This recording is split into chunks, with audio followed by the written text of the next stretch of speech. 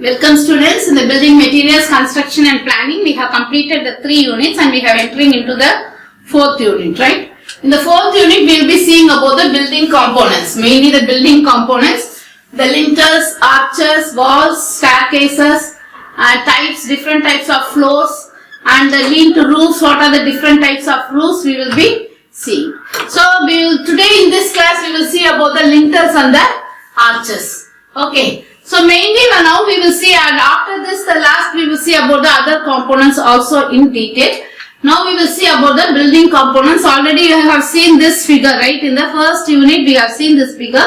So there are different building components in the building. Okay, for you to understand, I have told you that there will be a footing, there will be a, we call it as a substructure, this we call it as above the ground, we call it as a superstructure, and there will be a footing or the foundation will be there. Then there is a plinth beam will be there. Then there will be doors, corners, windows, concrete, steel, plastering, weathering, course tiles, everything is there. Okay. So mainly the building component is of 2 types.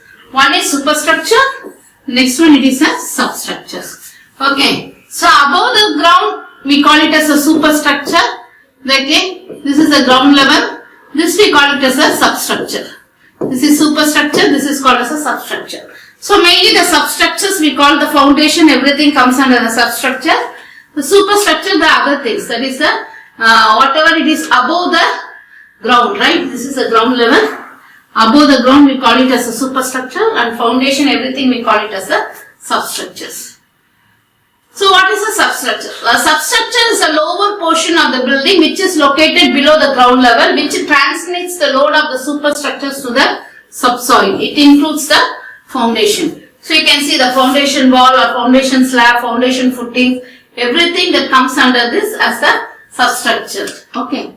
So this is a superstructure. Superstructure is the part of the building which is above the ground, which serves the purpose of the building's intended use. So much of things I have shown you for the superstructure, but all the load of the superstructure is going to be transferred to the foundation below. So this has to be very strong enough to get the load of the superstructure. Okay. So here in the superstructure you can see this is a plinth beam. So in the plinth level, this is called as a plinth level. The bottom level above the substructures we call it as a plinth level. So it is a plinth beam, and then the walls, these are the walls. Okay, I will tell you in the corner, walls and columns next to beams you will say. This we call it as the arches, if it is there as arches or lintel. This I call it as a lintel. Okay. This I call as a roof and the roof slabs, and the lintel and arches. This is a lintel and arches. Kajas means the sunshades which protects the windows and doors from the outward weathering conditions, parapet and steps and staircase. So this is another component you can see here. So these are the beams. These are the columns. These are the walls. Okay. So this is the foundation, this is the brick walls, right? Walls. These are the floorings. We call it as a slab. If it is there in the upper part, we call it as a roof. We call it as a flooring. Both the things are floor slab and roof slabs. Okay. So what I want to tell you, another important thing is that actually usually this is called as a framed structures where you can see the column and the beam and the slabs. This we call it as a load bearing structures where the entire load will be taken by the wall itself, right? So there is no frame, there is no beam. These are called as the lintel, beam, roof, lintel band, roof band, plinth band, like that we will call. Okay? So these are the framed structures and this is the load bearing structure. Now we are going for the lintel. So where we are going to find out the lintel? Lintel is mostly at the top of the roof or the window level. That way I call it as the lintel level. So the lintel level is a horizontal member which is placed across the any opening. Right above the opening that we have a beam that we call it as the lintel. And its arch is normally a curved member comprising of a wedge-shaped building blocks holding each other with the mutual pressure. So in this class we will see about what are the lintels and what are the arches. Lintel and arches openings are invariably left in the wall for the provision of doors, windows, cupboards, almirahs, etc. These openings are bridged by the provision of either a lintel or an arch. Thus, both lintel and arch are structural members designed to support the load. This takes the load. Both the lintels and arches takes the load. What is structural members means? Structural members is nothing but the member which will take the load. That is, the load from the slab is transferred to the beam. From the beam, it will be transferred to the column. From the column, it will be transferred to the footing. So, foundation.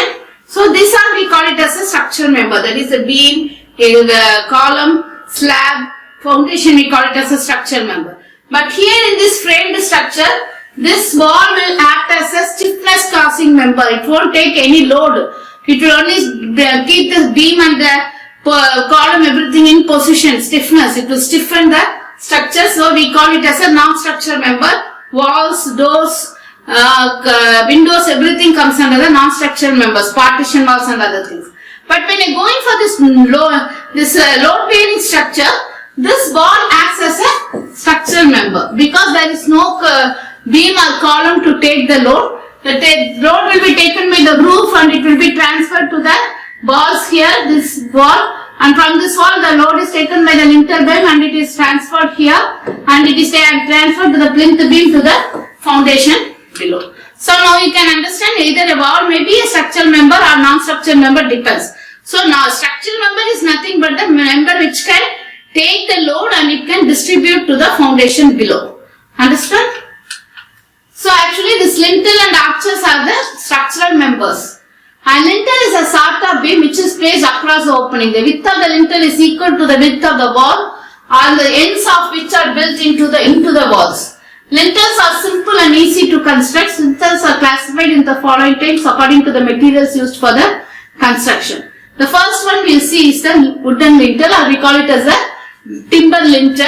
It is a very oldest type of lintels. Even if you go to your grandma's home in the village and other things, you can see this type of lintel. These lintels are used only at the places where wood is cheaply available. It is very costly and maintenance also very costly. As wood is not resistant to fire and possess poor resistance to atmospheric agent and insects, it is not advisable to use wood, right? So it is not used for this lintel for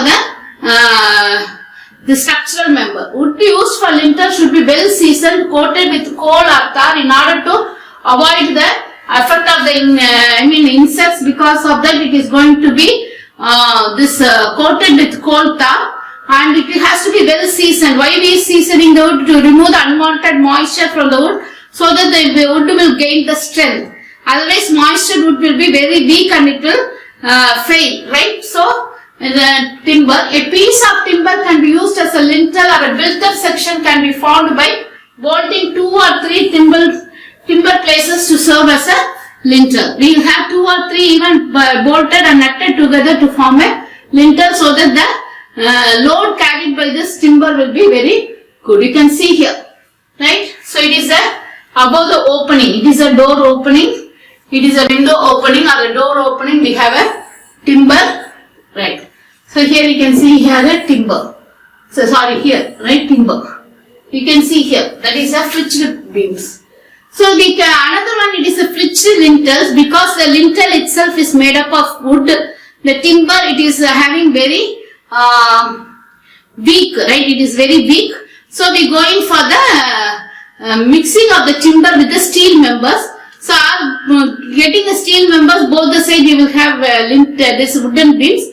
Both the wooden beams will be covered both the sides by the steel members. That we call it as the flitched beams. So what are the flitched beams? Sometimes the tin are strengthened by the provision of mild steel plates at the top and bottom. Such lintels are called as the flitched beams. So you can see here. So what it is, top and the bottom it will be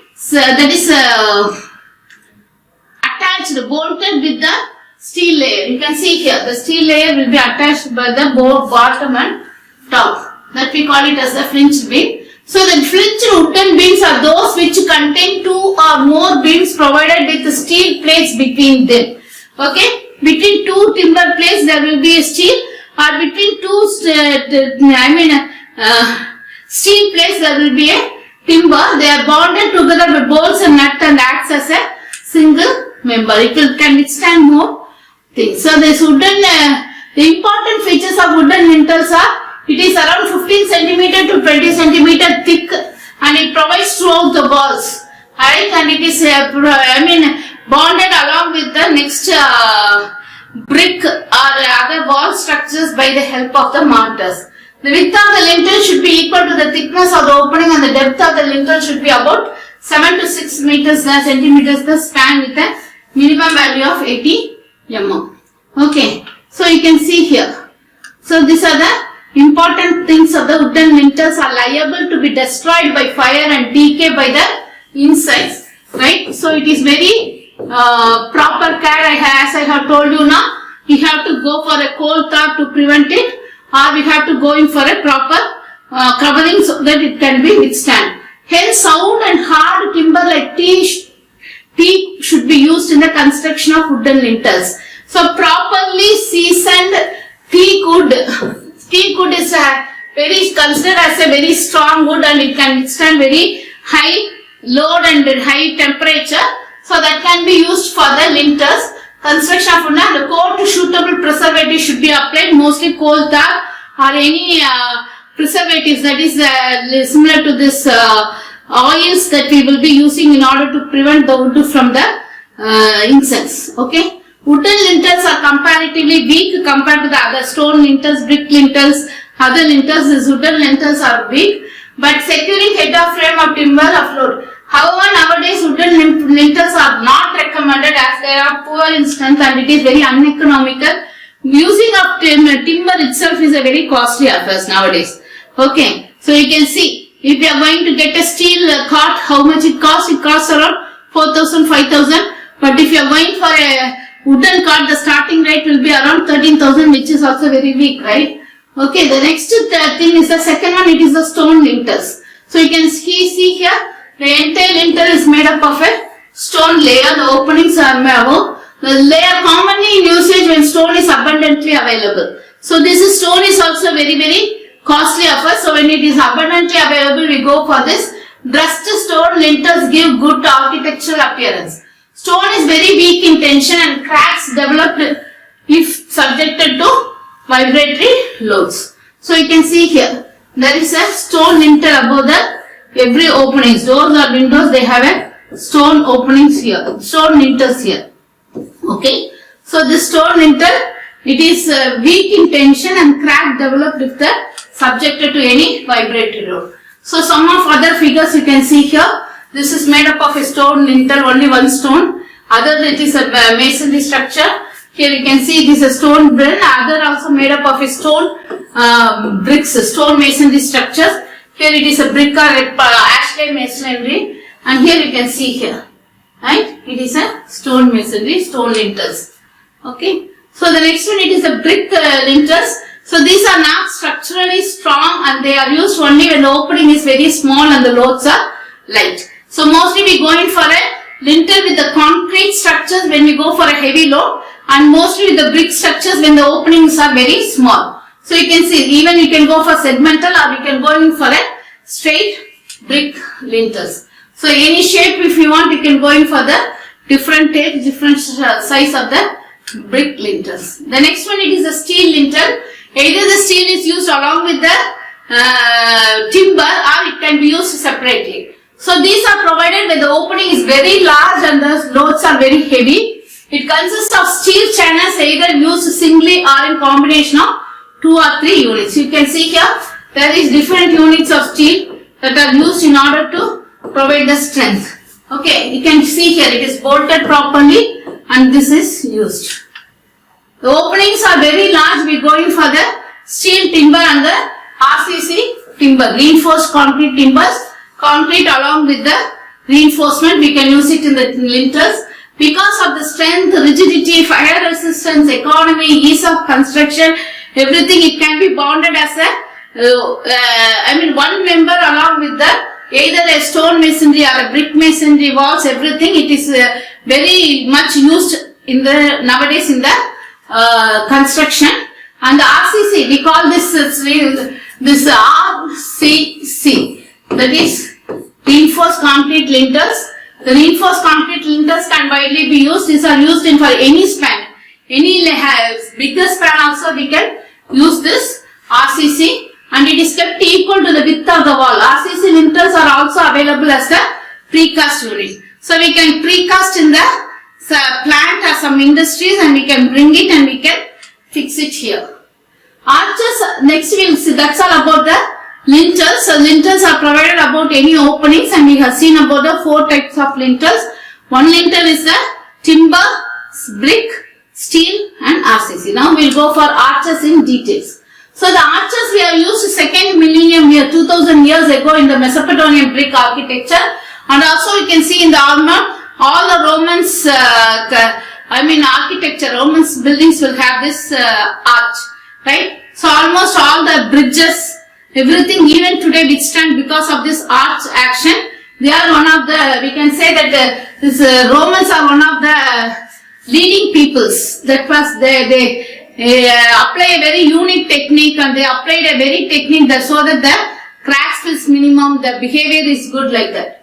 Okay? Who were the first to apply the technique to a wide range of structure. So what is an arch?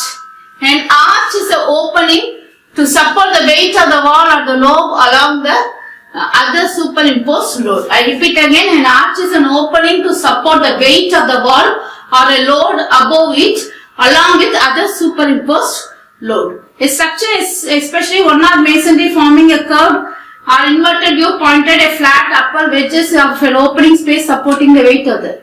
So here you can see this is an arch. Okay.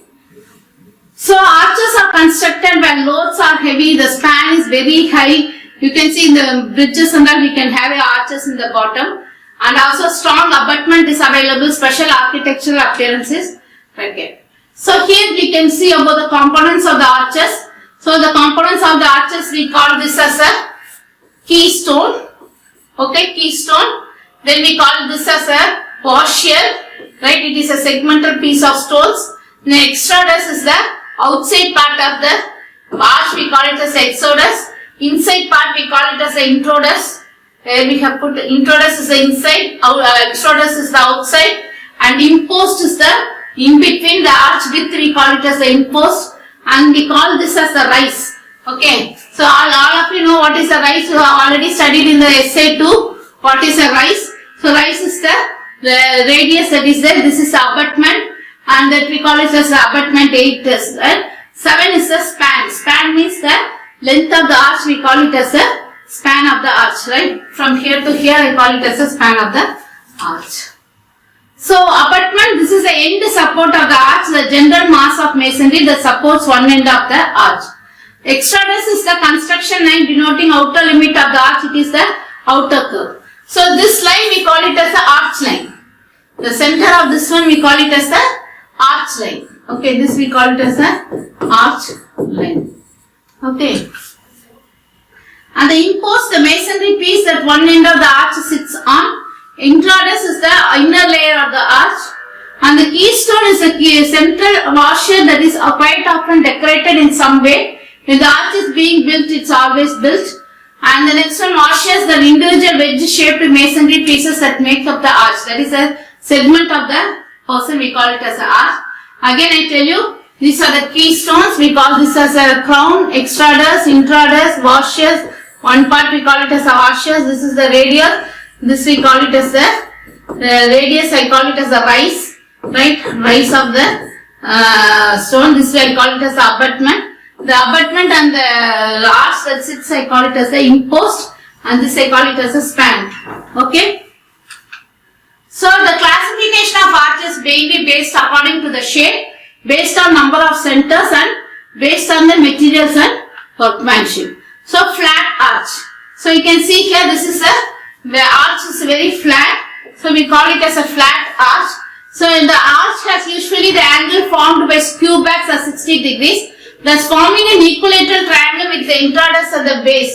Equilateral triangle with the introdus of the base. This is introdus, this is the exodus. Base I call it as a flat arch. The exodus is kept horizontal and flat.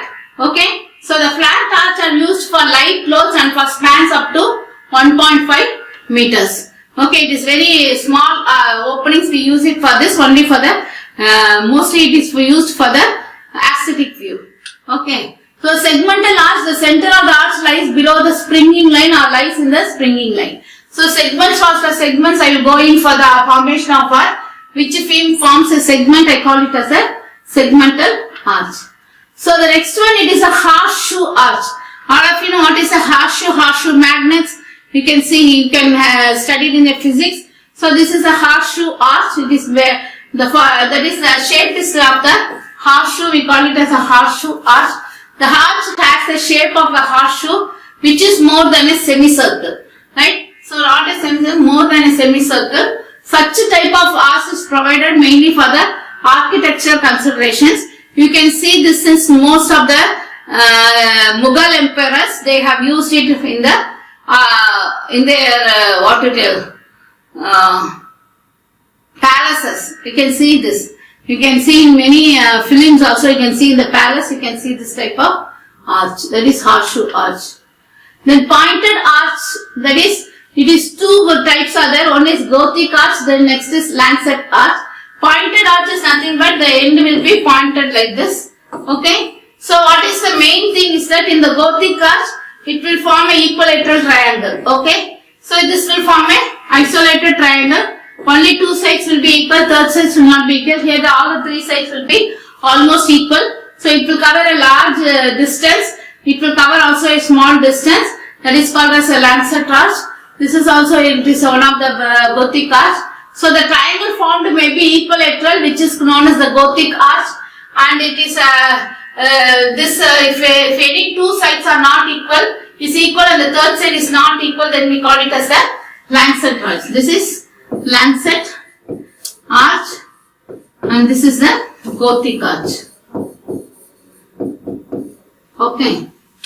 The next we will see about the Venetian arch.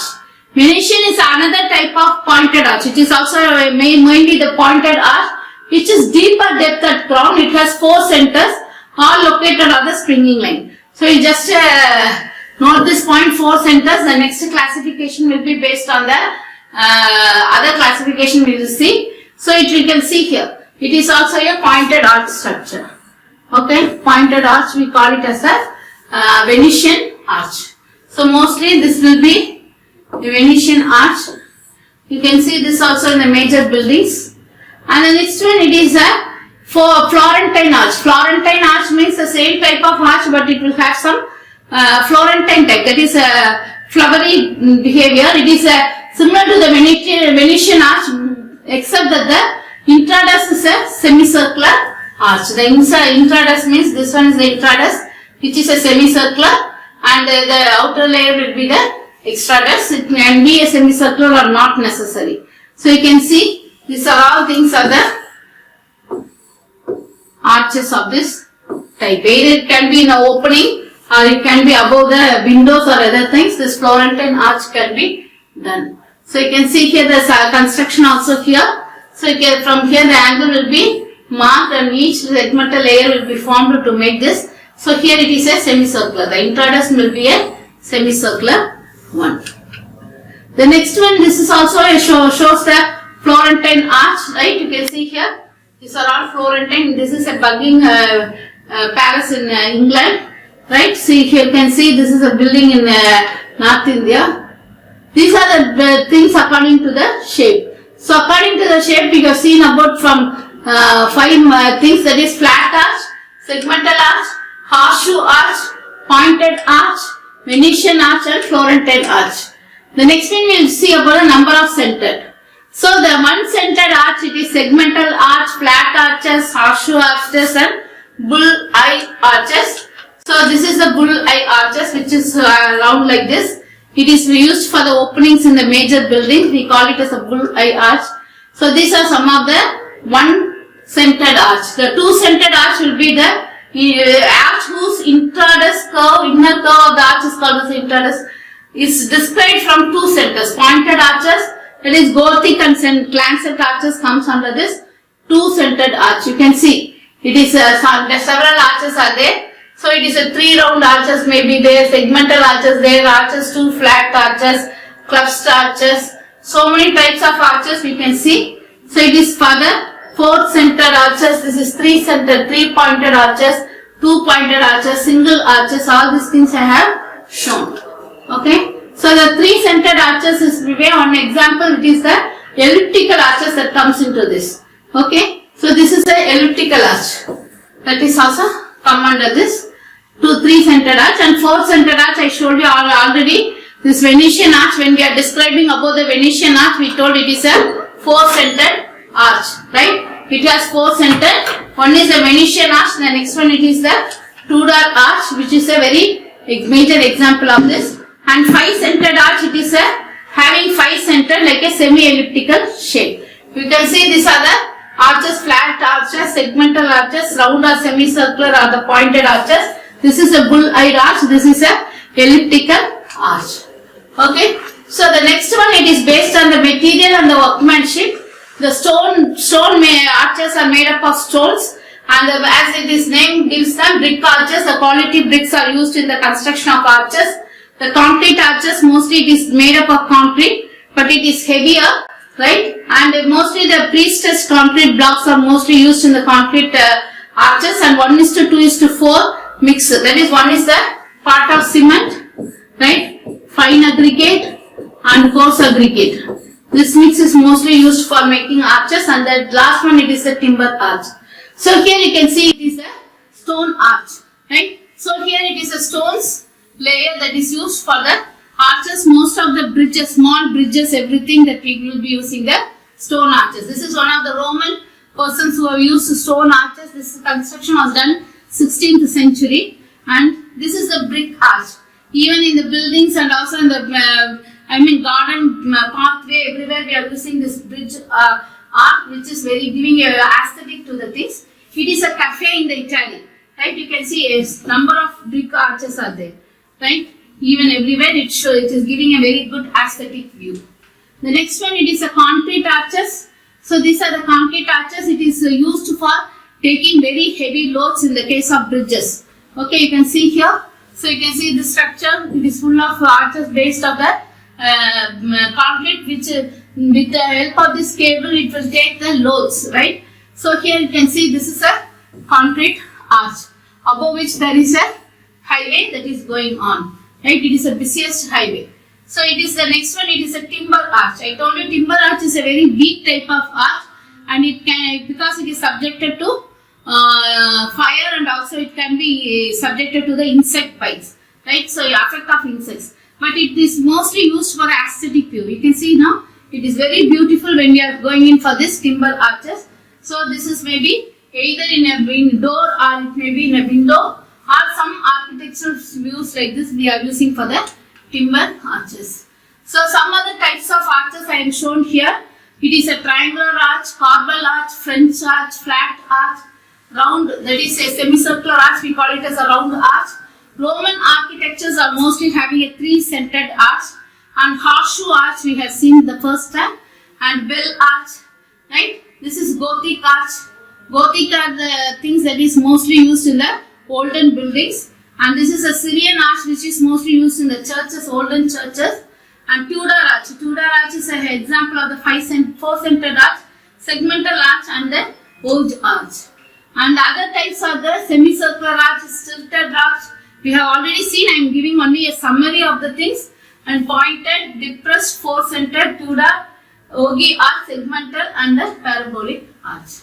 Okay. So in this class, what we have seen is about the lintels and arches. What is lintels? Lintels is the part that is above the openings, right? Either a window or a door. Above the openings we have the lintels, and we saw about the 4 major type of lintel. One is a timber, brick, steel, or RCC. The timber lintel can be, this flexible timber beam, which where the timber will be, timber will be at the center, and both the sides there will be a steel. Or else the steel will be at the center, and both the sides they will have a timber, in order to protect the timber from the insects, and also to give a very good strength to the timber lintel. And then we saw about the arches, and we saw what are the arches, and we saw based on the materials used and the centers, and also the shape of the arches, we have differentiated into the different types of arches. Arches takes that both the lintels and arches comes under the structural members, that is it takes the load. Okay. So the next other building components we will see in the subsequent classes. Thank you.